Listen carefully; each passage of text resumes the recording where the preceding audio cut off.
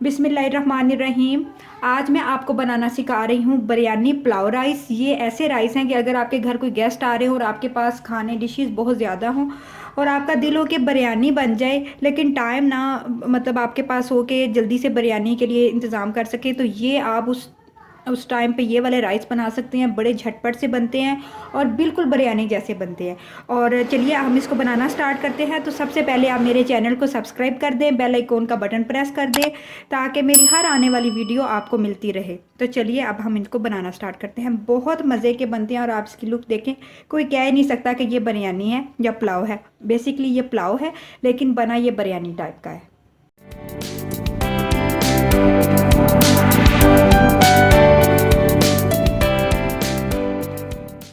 तो इंग्रेडिएंट्स आप नोट कर लीजिए। हाफ़ के जी मैंने चिकन लिया है, हाफ़ के जी मेरे पास राइस हैं और अदरक लहसुन का पेस्ट मैंने 1 टेबलस्पून लिया है। ये मेरे पास चिली का पेस्ट है। ये इंशाल्लाह नेक्स्ट वीडियो में मैं आपको बनाना सिखाऊंगी। अगर आपके पास ये पेस्ट ना हो, इसमें मैंने लहसुन और खुश्क धनिया और नमक और चिली का पेस्ट मतलब चिली पाउडर डाल के ना इसका पेस्ट बनाया हुआ है। अगर आपके पास ये मौजूद ना हो तो इसकी जगह पे आप सादा सुरख मिर्च जो हम डालते हैं सालन में चावलों में वही डाल सकते हैं। लेकिन इस पेस्ट के डालने से बिरयानी या पुलाव या रवायती खानों का टेस्ट बड़ा डिवेलप होता है। ड्राई इंग्रेडिएंट्स में मेरे पास 1 टेबलस्पून बिरयानी मसाला है, 1 टेबलस्पून मेरे पास जो साबुत मसाला पीसा हुआ गरम मसाला है, 1 टीस्पून मेरे पास ज़ीरा है, 3 4 5 मेरे पास काली मिर्चें हैं, 1 टेबलस्पून मेरे पास नमक है और चिली फ्लेक्स मेरे पास 1 टीस्पून है। और साबुत मसालों में मेरे पास एक फूल बादियान का है, एक छोटी इलायची है, एक बड़ी इलायची है, 3 लौंग है और 2 जो मेरे पास दालचीनी के पीस हैं। वेजिटेबल्स में मैंने 2 अदद दरमियाने साइज़ के प्याज हैं, 2 अदद दरमियाने साइज़ के टमाटर हैं, एक लीमू का मैंने काट के रख दिया। इसका मैं फ्रेश जूस निकाल के इसमें डालूंगी। इमली मेरे पास 3 4 इसके जो है ना वो ये पीस हैं और 2 अदद मेरे पास कटी हुई हरी मिर्चें हैं। ऑयल आप हस्बे ज़रूरत भी डाल सकते हैं। मैंने 100 लीटर ऑयल लिया है और ये जो इंग्रेडिएंट्स है ये ऊपर डेकोरेशन के लिए, अगर आपका दिल करे तो डालें, अगर आपका दिल ना करे तो इसके साथ इसमें मेरे पास लेमन के पीसीज हैं, हरी मिर्च है, टमाटर के पीसीज हैं और धनिया के पीसीज हैं। फूड कलर मैंने जो है जर्दा फूड कलर मैंने लिया है। तो चलिए अब हम इसको बनाना स्टार्ट करते हैं। सबसे पहले हम कढ़ाई को अच्छा सा गर्म कर लेंगे और फिर इसके अंदर हम ऑयल शामिल कर देंगे।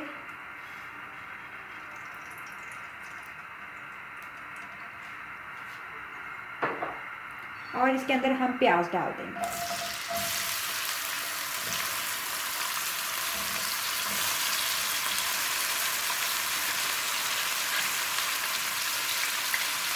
प्याज़ों को हम इतना फ्राई करेंगे कि प्याज़ों का कलर गोल्डन हो जाए। आप देख सकते हैं कि प्याज हमारे हाफ से ज़्यादा फ्राई हो चुके हैं लेकिन अभी इतने गोल्डन कलर में नहीं आए।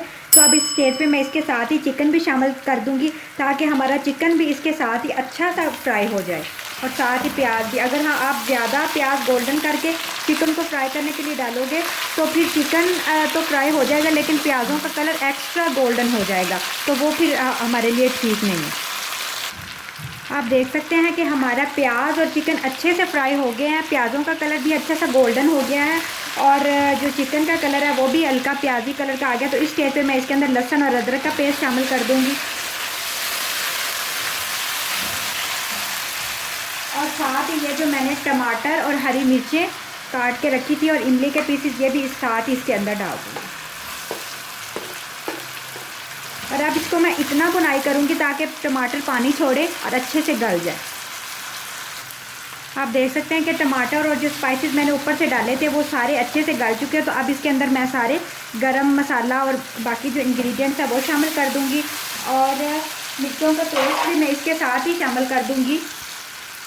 अगर आपके पास ये मिर्चों का पेस्ट ना बना हुआ हो तो आप सादा सुरख मिर्च भी ऐड कर सकते हैं। और हाफ कप मैं इसके अंदर पानी ऐड करूंगी और मीडियम से लो फ्लेम पे मैं इसको चिकन को और प्याज के जो तमाम स्पाइसेस हैं उनको गलने के लिए रख दूंगी ताकि अच्छा सा ये गल जाए।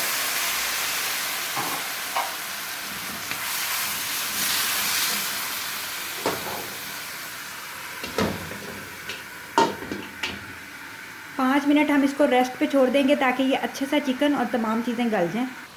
आप देख सकते हैं कि तमाम मसाला हमारा अच्छा सा गल चुका है और ग्रेवी टाइप बन गया है। तो अब इस स्टेज पे मैं 1 अदद लीमू का रस इसमें शामिल कर रही हूँ। अगर आप लीमू का रस नहीं डालना चाहते तो आप इसके अंदर दही भी 2 टेबलस्पून ऐड कर सकते हैं।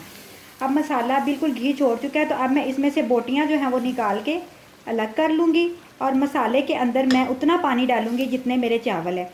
तो मेरे पुराने चावल हैं, इस वजह से ये पानी ज़्यादा लेते हैं। तो मैं इसके अंदर हाफ़ कप, मेरे पास मतलब आधा किलो चावल थे, तो मैं इसके अंदर 2 कप पानी ऐड करूँगी। अगर आपके नए चावल हों तो आप उसके अंदर बराबर पानी ऐड करें। जब आप दुकान से चावल ख़रीदें तो आप उनसे पूछ लीजिएगा कि आपने ये चावल हम किस मतलब उनके ऊपर मैन्युफैक्चर डेट लिखी होती है, उस हिसाब से फिर चावलों में पानी ऐड करें। तो ये तमाम बोटियाँ मैंने अलग कर ली हैं और ग्रेवी ये मेरे पास है। अब इसके अंदर मैं पानी ऐड कर दूँगी।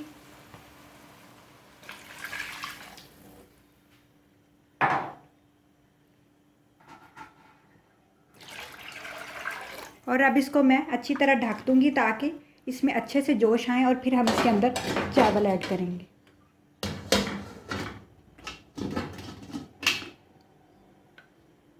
आप देख सकते हैं कि पानी में अच्छे खासे जोश आ रहे हैं। तो अब इस स्टेज पे मैं इसके अंदर सारे राइस शामिल कर दूँगी।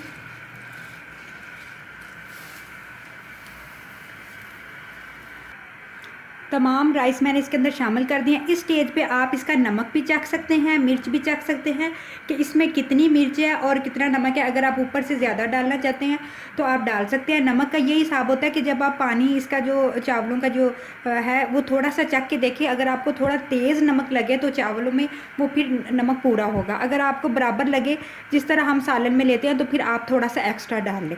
अब हम इसको इतना पकाएंगे कि चावलों का जो पानी है बिल्कुल खुश्क हो जाए। जी तो नाज़रीन, आप देख सकते हैं कि हमारे चावलों का पानी अच्छा खासा खुश्क हो चुका है और जो थोड़ा बहुत हमारा चावलों के अंदर अभी पानी है वो भी बस अभी थोड़ी देर में ही खुश्क हो जाएगा। तो अब इस स्टेज पे मैं इसके अंदर जो चिकन हमने मसाला ग्रेवी बनाया था वो मैंने इसके ऊपर शामिल कर दूंगी।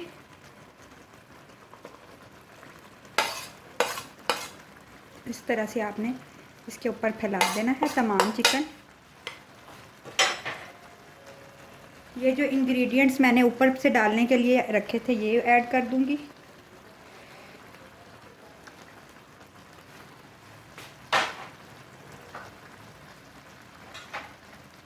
फूड कलर मेरे पास है, तकरीबन मैंने हाफ़ टी स्पून से भी कम फूड कलर लिया और इसी में से ही मैं चावल लेके इस तरह से सारे चावलों के ऊपर लगा लूँगी। आप ज़्यादा पानी में डाल के अगर लगाएंगे, अगर आप कम मतलब हाफ़ केजी या 1 केजी राइस बना रहे हैं तो फिर वो बहुत ज़्यादा जो है ना फूड कलर ऐड हो जाता है और वो फिर बहुत सारे चावलों में चला जाता है। तो आप इस तरह थोड़े से चावलों में डाल के सेंटर में डाल दें तो वो उतने ही चावलों में रहेगा जितने में आपने ऐड किया होगा, इस तरह से। और अब मैं इसको तकरीबन 10 से 15 मिनट दम पे छोड़ दूँगी ताकि चावल अच्छे से जो कसर रह गई है वो भी गल जाएं और जो चिकन हमने ऊपर से डाला है, वैसे तो वो फ्राई चिकन है, वो भी अच्छा सा जो है ना उसके अंदर चावलों का टेस्ट आ जाए। जी तो नाजरीन, तकरीबन 10 मिनट गुजर चुके हैं और अच्छी सी भाप बाहर निकल रही है, तो इसका मतलब है कि हमारे राइस को अच्छा सा दम आ चुका है। तो चलिए अब हम इसको खोलते हैं और देखते हैं। माशाल्लाह माशाल्लाह बहुत अच्छा दम आ गया है। तो चलिए अब हम इनको डिश आउट करते हैं। जी तो नाजरीन, आप देख सकते हैं कि मज़ेदार से जो हमारे राइस हैं वो बिल्कुल रेडी हैं और खाने में भी बहुत टेस्टी हैं और बहुत झटपट से ये बन जाते हैं। तो आप मेरी रेसिपी को ज़रूर ट्राई कीजिएगा। अपना बहुत सारा ख्याल रखिएगा। अल्लाह ताला आपको बहुत खुश रखे। अल्लाह हाफिज़।